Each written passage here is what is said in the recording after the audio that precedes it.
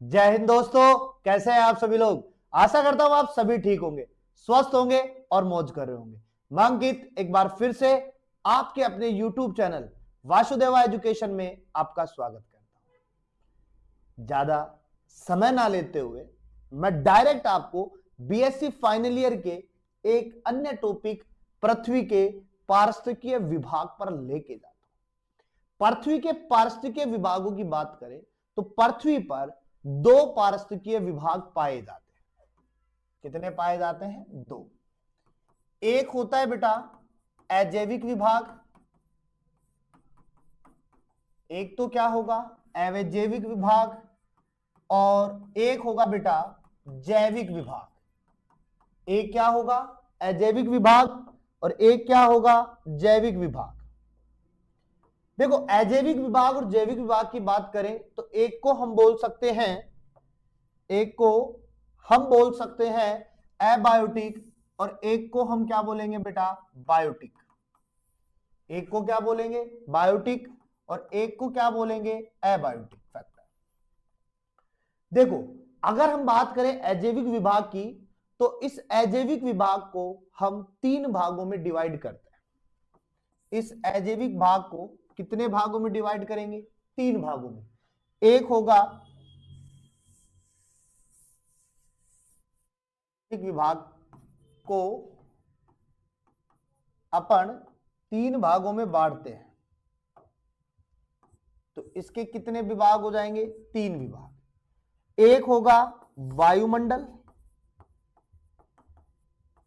एक होगा जलमंडल और एक होगा स्थलमंडल। क्या होगा बेटा? स्थलमंडल। एक वायुमंडल, एक जलमंडल और एक स्थलमंडल। देखो अगर हम दोनों में बात करें, अगर हम वायुमंडल, जलमंडल और स्थलमंडल की बात करें तो हम सबसे पहले उठाते हैं वायुमंडल को। किसको उठाते हैं? वायुमंडल को। तो बेटा मैंने यहां पे सर्वप्रथम फर्स्ट हेडिंग लगा दी वायुमंडल। क्या लगा रहा हूं मैं? वायुमंडल। और वायुमंडल को अपन एटमॉस्फेयर कह सकते हैं। क्या कहेंगे? एटमॉस्फेयर कहेंगे।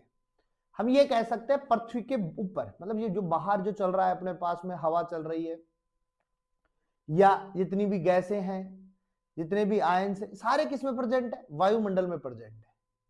और इस वायुमंडल को हम अनेक शाखाओं में बांटते हैं जिसमें से सबसे पहले हमारे पास में आता है क्षोभ मंडल। कौन आएगा? क्षोभ मंडल, जिसे हम ट्रोपोस्फेयर कहते हैं, जिसे हम ट्रोपोस्फेयर कहते हैं। उसके बाद में बेटा हमारे पास आएगा समताप मंडल। कौन आएगा?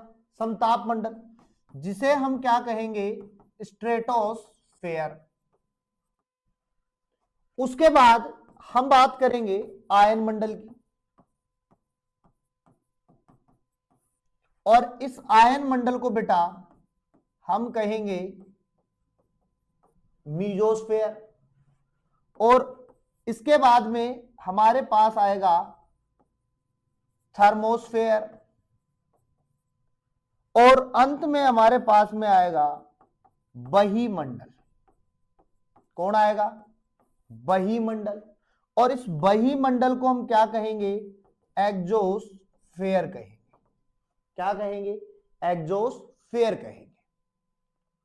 इन तीनों की बात करें या इन पांचों का अगर हम अलग अलग बंटवारा करके देखें तो हम इन्हें किस प्रकार से बांट सकते हैं तो समझिएगा बेटा, एक एक पॉइंट के अकॉर्डिंग समझाता हूं। 5 पॉइंट है, इन पांचों को हम अलग अलग रूपों में समझते हैं कि हम जहां पर है, जिस जगह पर है, वहां से क्षोभ मंडल की शुरुआत होती है। यानी कि पृथ्वी से क्षोभ मंडल की शुरुआत होती है और पृथ्वी से 8 से 16 किलोमीटर तक का जो क्षेत्र है, यानी ऊपर की ओर जब हम जाते हैं तो 8 से 16 किलोमीटर तक का जो क्षेत्र होता है वो क्षोभ मंडल में आता है। जितनी भी गैसें हैं हमारे पास में, जितनी भी गैसें हैं हमारे पास में, वो सारी किसमें है? क्षोभ मंडल में। अब देखो, ये जो सौरमंडल है ना, ये निश्चित दायरा 8 से 16 का दे दिया, लेकिन हम जैसे जैसे पृथ्वी से ऊपर जाते जाते हैं, धीरे धीरे हम जब ऊपर जा रहे होते हैं तो तापमान में क्या आती है, कमी आती है, नमी में कमी आती है। और हम ये कह सकते हैं कि 8 जैसे जैसे ऊपर जाते जाएंगे वैसे वैसे 5 डिग्री सेंटीग्रेड तापमान की क्या आती जाएगी, कमी आती जाएगी। तो ये किसमें हो रहा है, क्षोभ मंडल में। अब बात करें समताप मंडल की, तो क्षोभ मंडल से ऊपर कौन है, समताप मंडल। क्षोभ मंडल से ऊपर कौन है, समताप मंडल। तो मैं लिखूं बेटा 16 से 50 किलोमीटर, 16 से 50 किलोमीटर या 50 से 55 किलोमीटर तक का जो क्षेत्र है वो किसमें आएगा, समताप मंडल में। यानी कि क्षोभ मंडल 16 किलोमीटर तक, उससे ऊपर 50 किलोमीटर जाओगे तो कौन मिलेगा, समताप मंडल। यहां पर हवाएं नहीं चलती हैं, या मैं कहूं तेज हवा नहीं चलती, तेज हवा नहीं चलती। और तेज हवा नहीं चलती है ना बेटा, तो ये जो परत है ना, ये वायुयानों के लिए उपयुक्त होती है, वायुयानों के लिए उपयुक्त होती है। यहां पर वायुयान या उड़ान भर सकते हैं। एरोप्लेन जो होता है वो कहां चल रहा है, समताप मंडल में। समझ रहे हो बात को। यहां एक परत और पाई जाती है बेटा, यहां एक परत और पाई जाती है, इंपॉर्टेंट अगर बात करें, एक परत पाई जाती है यहां पे। और ये जो परत होती है ना, इसे हम ओजोन परत कहते हैं। कौन सी परत कहते हैं, ओजोन परत कहते हैं। और ये जो ओजोन परत है ना बेटा अपने पास में, ये जो ओजोन परत है अपने पास में, ओजोन परत है ना जो अपने पास में, ये अल्ट्रावायलेट रेज से सुरक्षा करती है। किससे सुरक्षा करती है, अल्ट्रावायलेट रेज से सुरक्षा करती है। इसको पृथ्वी पर आने से रोकती है, क्योंकि अल्ट्रावायलेट रेज भी हमारे पास कई प्रकार की होती है। अल्ट्रावायलेट ए भी होती है, बी भी होती है और सी भी होती है। लेकिन दिक्कत ये होती है कि इनमें से हानिकारक कौन सी होती है, तो बी और सी बहुत हानिकारक होती है, उनको पृथ्वी पर आने से रोकती है। अब अगर हम आयन मंडल की तरफ रुख करें, तो ये जो आयन मंडल है ना बेटा, ये जो आयन मंडल है ना, ये अब 50 से 80 किलोमीटर का क्षेत्रफल लेगा। यानी कि मीजोस्फेयर जो है 50 से 80 किलोमीटर के बीच में पाया जा रहा है। समझ रहे हो बात को। एक चीज और समझो, ये जो थर्मोस्फेयर है ना, ये यहां से 80 से 150 किलोमीटर तक का क्षेत्रफल लेता है। अब आयन मंडल और थर्मोस्फेयर को दोनों को साथ देख सकते। अब देखो थर्मोस्फेयर की बात करें तो थर्मोस्फेयर में क्या पाए जाते हैं, मुक्त आयंस पाए जाते हैं, इलेक्ट्रॉन्स पाए जाते हैं। यहां पर आधुनिक संचार की सुविधा पाई जाती है, या मानव के द्वारा निर्मित जो उपग्रह होते हैं ना वो यहीं रखे जाते हैं। और इसके बाद में हम रुक करते हैं बहिमंडल की ओर। तो 150 किलोमीटर के बाद का जो क्षेत्रफल, 150 किलोमीटर के बाद का जो क्षेत्रफल है ऊपर की ओर, वो किस में आता है, बहिमंडल में आता है। ऊपर बढ़ते जाओ, वो किस में आएगा, बहिमंडल। अब ये भी कह सकते हैं 150 किलोमीटर के बाद अंतरिक्ष की तरफ या अंतरिक्ष का जो क्षेत्रफल आएगा वो किस में आएगा, बहिमंडल में आएगा। तो इस प्रकार से वायुमंडल को इन 5 पोर्शंस में डिवाइड कर सकते हैं। समझ रहे हो बात को। अब अगर हम बात करें तो यहां दूसरा पॉइंट हम लेंगे स्थल मंडल को।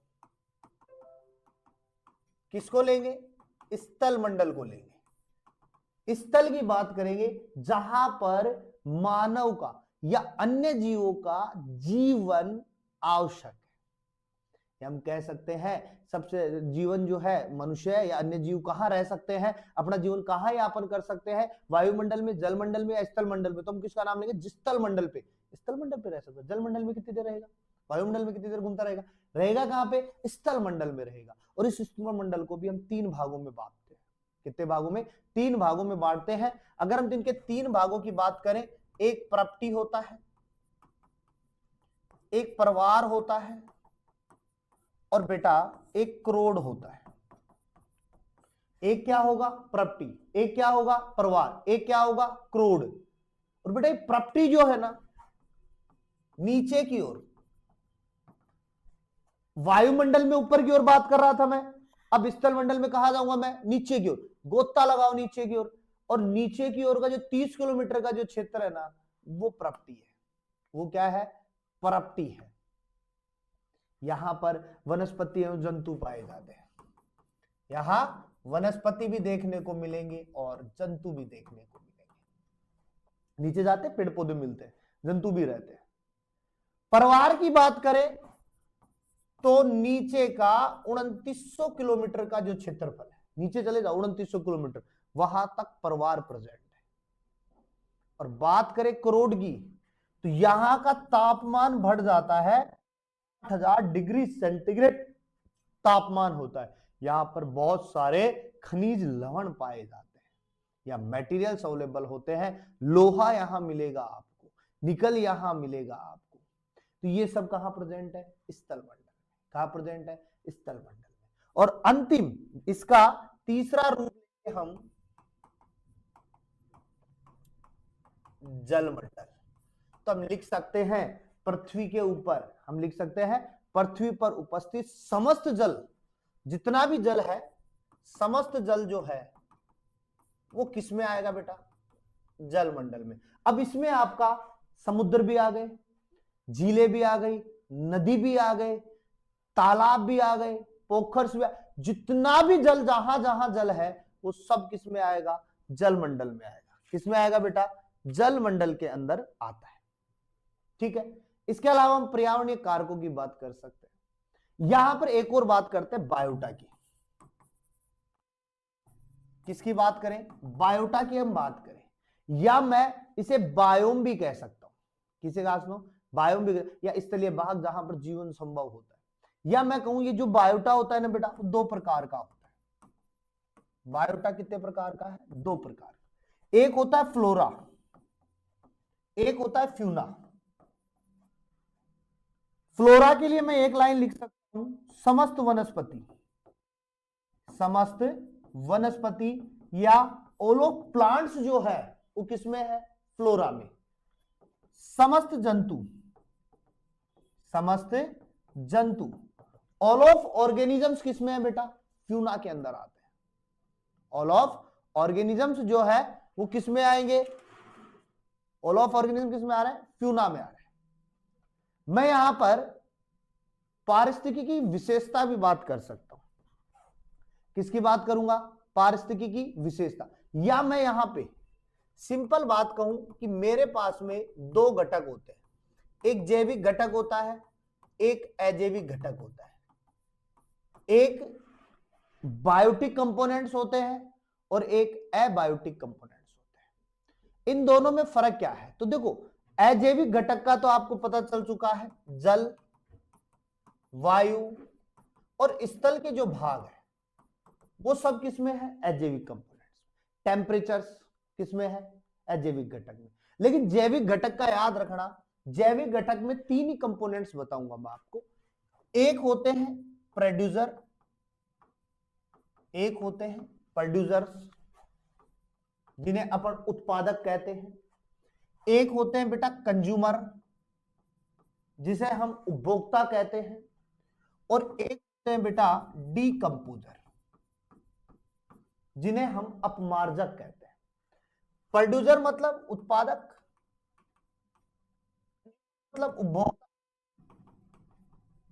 और डीकंपोजर मतलब अपमार्जक।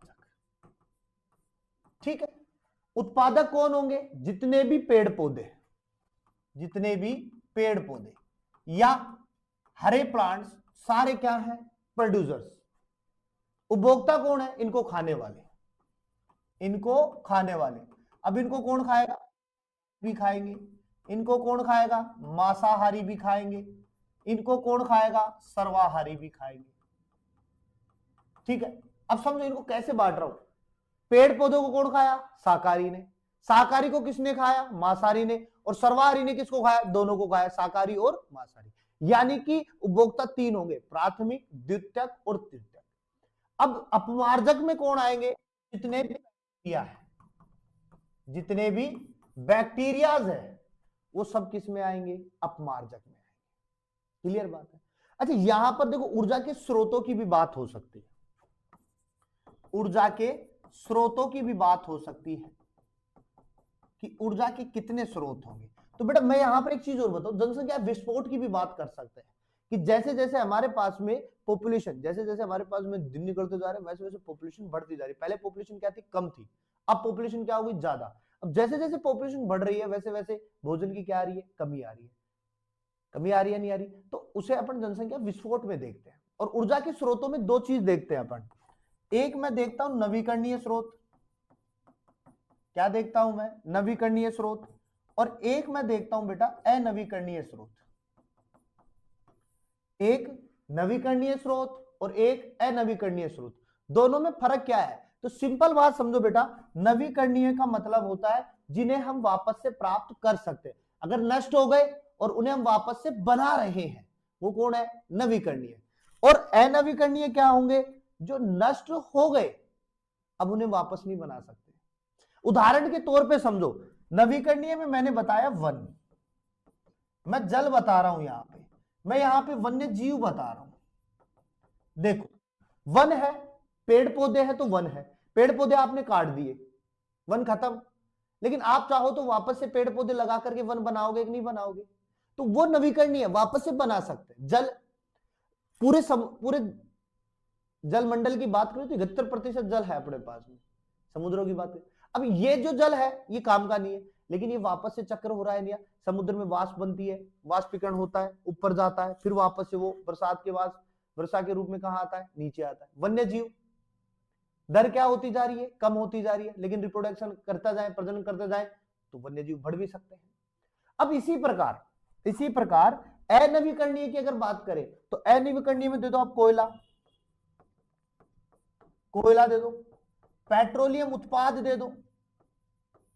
अब देखो कोयला कभी तो खत्म होगा, कोयला कभी तो खत्म होगा, कोयला है, जला रहे हो जला रहे हो जला रहे हो, एक समय का खत्म हो जाएगा, कहां से लेके आओगे, समझ रहे हो बात को। पेट्रोलियम उत्पाद, अब पेट्रोल उत्पाद भी कई प्रकार के, डीजल है, पेट्रोल है, गैसेज हैं अपने पास में, जो घरेलू गैस में एलपीजी काम मिले, कभी तो खत्म होंगी ना, खत्म होंगी तो वापस नहीं बना पाएंगे, तो ये क्या हो गए, ऊर्जा के स्रोत के रूप में। अब इनकी बाद में बातें करेंगे, जब हम इन्वायरमेंटल की बात करेंगे तो इनकी दोबारा से चर्चा करेंगे, एक एक टॉपिक को उठा करके बात करेंगे। कोयला कैसे बना, पेट्रोल कैसे आ रहे हैं अपने पास में, वनों के लिए क्या होगा, जल के लिए क्या होगा, वन, इन सब की हम बाद में क्या करेंगे, चर्चा करेंगे। आज के लिए सिर्फ इतना ही, आगे हम बात करेंगे नई वीडियो के साथ में। तब तक के लिए आप लोग इस वीडियो को अपने दोस्तों के साथ में शेयर करो, और अगर कोई इस चैनल पर नया है तो चैनल को सब्सक्राइब करो और बेल आइकन को दबाओ, जिससे वीडियो का नोटिफिकेशन आपको जल्द से जल्द